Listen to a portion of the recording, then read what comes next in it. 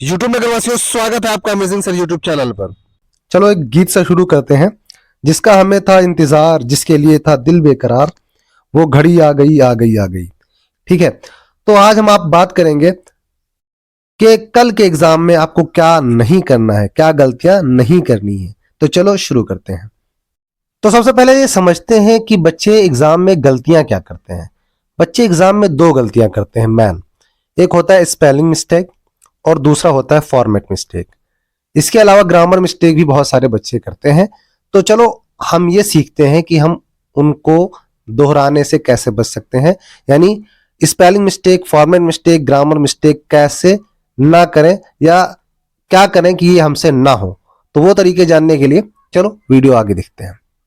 सबसे पहले आपको क्या करना है, आपको पूरा पेपर 15 मिनट के लिए एक बार ढंग से रीड कर लेना है। सुबह जब एग्जाम हॉल में आप पहुंचेंगे तो आपका दिमाग एकदम फ्रेश होगा। आप अच्छे से एक एक सवाल को, एक एक प्रश्न को समझ पाएंगे और उस प्रश्न में जिसका जिसका आंसर हो उसके मेन पॉइंट्स आप लास्ट पेज में रफ नोट बना के लिख लीजिए। फिर आपको उसे बड़े ही सुव्यवस्थित और सुनिश्चित ढंग से एक एक करके कॉपी में उतारने शुरू कर दीजिए। एक चीज बहुत ध्यान रखनी है, आपको प्रश्नों को बहुत गौर से पढ़ना है। अगर यहां पढ़ने में कोई गलती करते हैं तो आप आंसर कुछ का कुछ लिख देंगे। तो रीचेक जरूर करें, सवाल को एक बार फिर से समझें और समझकर उसका आंसर लिखें। आपको बहुत ज्यादा एक्साइटेड नहीं होना है, बहुत ज्यादा जल्दी नहीं करनी। कुछ लोग क्या करते हैं, जिनको लगता है कि हमें ज्यादा आता है तो बहुत जल्दी में आंसर लिखने की कोशिश करते हैं। यहां पर भी वे गलती करते हैं। तो आपको बहुत ज्यादा जल्दी नहीं दिखानी, प्रश्नों के एक एक अक्षर को, एक एक शब्द को बहुत अच्छे से समझना है। क्योंकि क्या होता है, कहीं कहीं पर आपको टूरिज्म लिखा दिखेगा तो आप उसको टेररिज्म समझकर उसका आंसर दे सकते हैं। तो देखिए स्पेलिंग्स को और वर्तनियों को क्या लिखा है उसको अच्छे से समझकर और उसका आंसर देने की कोशिश कीजिए। वैसे ये सिर्फ एक एग्जाम्पल था कि बच्चे कैसे गलती कर सकते हैं। ठीक है, एग्जाम में जो आपको तैयार होगा अक्सर क्वेश्चन में भी आपको वही दिखेगा, क्योंकि आप बहुत जल्दी में होंगे। इसलिए रुकिए, ठहरिए, क्वेश्चन को गौर से पढ़िए, तब आप उसका उत्तर देने की चेष्टा कीजिए, कोशिश कीजिए। अगली बात जो आपको समझनी चाहिए, डोंट एड इंफॉर्मेशन। ठीक है, अपनी तरफ से कोई इंफॉर्मेशन आपको ऐड नहीं करनी, नहीं जोड़नी है।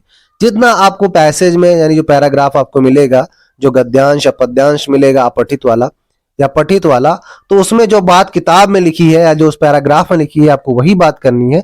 आपको भले से उस टॉपिक में बहुत नॉलेज हो, बहुत ज्ञान हो, लेकिन अपनी तरफ से कोई भी बात उस आंसर में नहीं जोड़नी। जितना और जो उस लेखक का नजरिया है, उस लेखक का जो दृष्टिकोण है, आपको वही दर्शाना है, कुछ अपनी तरफ से नहीं जोड़ना। इस बात की आप पूरी पूरी कोशिश करें कि आपका आंसर सरल हो, सटीक हो व कंप्लीट हो। ऐसा समझ ली कि आपका जो कॉपी चेक करने वाला होगा वो चौथी पांचवी का बच्चा है, उसको बहुत सरल और आसान भाषा ही समझ में आएगी। तो बहुत ही ज्यादा कॉम्प्लेक्स, बहुत मुश्किल शब्दों का इस्तेमाल या प्रयोग ना करें। बहुत ही आसान भाषा में, अपनी भाषा में आंसर्स को लिखने की कोशिश कीजिए और बड़े प्यार से अपने कॉपी चेक करने वालों को एक एक बात समझाइए। अब यहाँ पर कुछ बच्चे कह सकते हैं, नहीं सर हम मुश्किल भाषा का ही प्रयोग करेंगे ताकि हमारी विद्वता प्रदर्शित हो, पता चले कि हम कितने विद्वान हैं। तो एक बात ध्यान दीजिए कि अगर मुश्किल शब्दों का प्रयोग करते हैं तो आपसे ग्रामर मिस्टेक और स्पेलिंग मिस्टेक की संभावनाएं बढ़ जाती हैं। आप चाहे जिस सब्जेक्ट कर रहे हो, अगर आप मुश्किल वर्ड्स का प्रयोग करते हो तो उसमें आप गलत लिख सकते हो। तो आप ट्राई कीजिए, जो आप शब्द डेली प्रयोग करते हैं उसी शब्द में आप अपने आंसर लिखिए। ज्यादा मुश्किल शब्दों का अगर प्रयोग करेंगे तो उसमें वर्तनी इधर का उधर हो सकता है, स्पेलिंग की गलतियां बहुत ज्यादा हो सकती हैं और यहां तक कि व्याकरण की त्रुटियां या गलतियां भी हो सकती हैं। अपने आंसर्स आसान व सरल भाषा में लिखें ताकि आपकी कॉपी चेक करने वाले टीचर को आसानी हो और वो आपको अच्छे नंबर दे सके। अगर आप मुश्किल और ना समझने वाले शब्दों का प्रयोग करते हैं और जिससे टीचर को मुश्किल होती है उसको समझने में, तो वो आपको मुश्किल में डाल देगा। तो ट्राई कीजिए, कोशिश कीजिए कि आपके उत्तर आसान हो ताकि कॉपी चेक करने वाले को आसानी से समझ में आ जाए और वो आसानी से आपको अच्छे से अच्छे नंबर दे दे। जब आप लिखना शुरू करें तो सबसे पहली बात यह ध्यान रखें कि आपकी राइटिंग अच्छी होनी चाहिए। ज्यादा राइटिंग अच्छी नहीं कर सकते तो कम से कम शुरुआत के 4-5 पेजों में अपनी राइटिंग बेहतरीन करने की कोशिश करें ताकि आपके कॉपी चेक करने वाले टीचर का मूड अच्छा हो सके और वो आपको अच्छे नंबर दे सके। यहां पर यह बात आपको ध्यान रखनी है, आपको दुनिया की सबसे अच्छी राइटिंग नहीं बनानी है, अपनी सबसे अच्छी राइटिंग बनानी है। ठीक है, तो उन 4 पेजेस में आप एकदम साफ बेहतरीन लिखें। बाकी पूरी कॉपी में पूरी कॉपी में भी यही करने की कोशिश करें। आपकी राइटिंग साफ सुथरी हो, समझ में आने वाली हो, कोई भी उसको आसानी से पढ़ सके।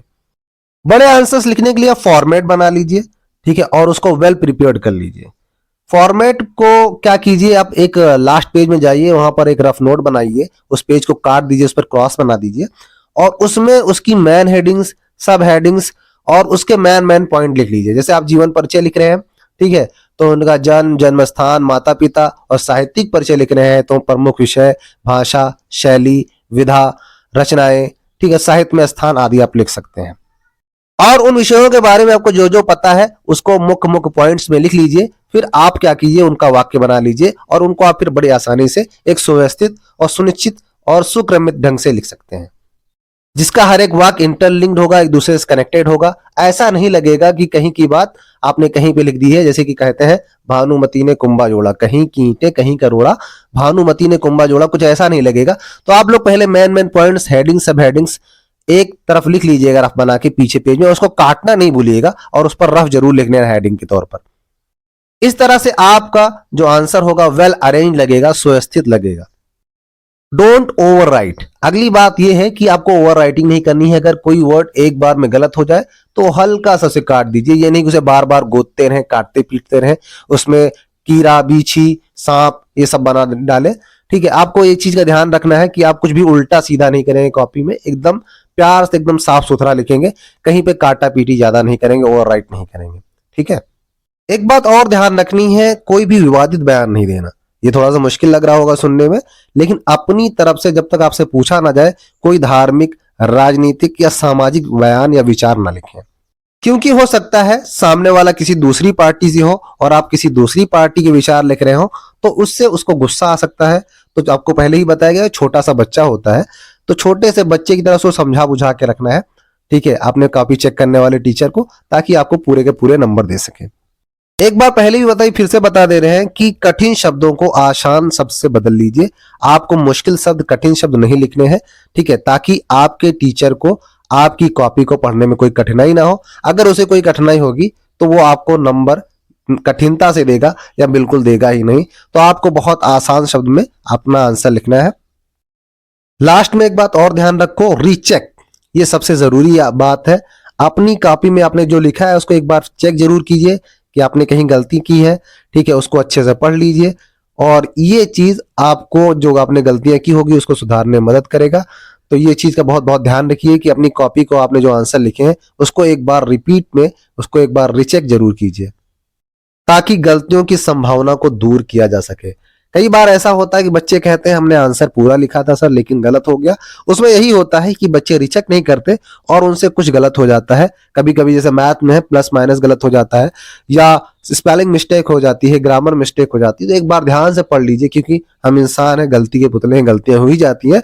तो ट्राई कीजिए, रीचेक कीजिए, गौर से पढ़कर, कहीं कोई गलती ना हो। अगर गलती सुधर सकती है तो आपको सुधारने की पूरी कोशिश कीजिए। और अंत में एक बात जरूर ध्यान रखनी है, स्टिक टू वर्ड लिमिट, ठीक है। आपको कॉपी भरी योजना के अंतर्गत कॉपी नहीं भरना है। ज्यादातर बच्चे क्या करते हैं, एक एक आंसर को 5-5, 6-6 पेज में भर देते हैं, ठीक है, क्योंकि उन्हें बताया गया होता है कि कॉपी भरो योजना के अंतर्गत आपको सिर्फ कॉपियां भरनी है, A copy, B copy, C copy.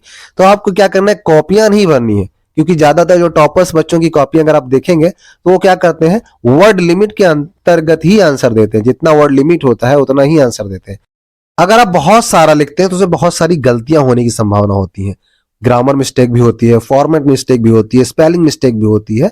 तो आप जितना सटीक लिखेंगे, जितना सरल लिखेंगे, ठीक है, और जितना वर्ड लिमिट है, ना उससे कम ना उससे ज्यादा लिखेंगे, तो आपकी गलतियां होने की संभावना भी कम होगी, क्योंकि आपने उतने प्रैक्टिस की है, उतना पढ़ा है। अगर आप उससे ज्यादा लिखते हैं, जैसे कुछ बच्चे क्या करते हैं, गाना लिख देते हैं, ठीक है, क्योंकि टीचर गाने पे नजर पड़ जाएगी, सीधा सीधा नंबर काट देगा। तो कॉपी भरो योजना के अंतर्गत कॉपी भरने से बचे, कुछ भी लिखने से बचे, क्योंकि गलतियां अगर ज्यादा होंगी तो आपको नंबर कम मिलेंगे। एक बात और ध्यान रखिए कि अगर कॉपी में आंसर लिखते समय लास्ट में सिर्फ 1 या 2 लाइन बचती है तो आप अगला आंसर दूसरे पेज में लिखें, या ये ना करें कि इसी पेज में आप हेडिंग डाल दें। कभी कभी क्या होता है, टीचर से वो हेडिंग छूट जाती है, उस हेडिंग पे उसका ध्यान नहीं पड़ता। तो अगर लास्ट में 1 या 2 लाइन बचती है तो आप अगले पेज में अगला आंसर लिखना स्टार्ट करें। अंत में आपके स्वर्णिम भविष्य की कामना करते हुए हम अपनी क्लास को यहीं पर विराम देते हैं। उम्मीद है आप ये गलतियां नहीं दोहराएंगे, जय हिंद, जय भारत।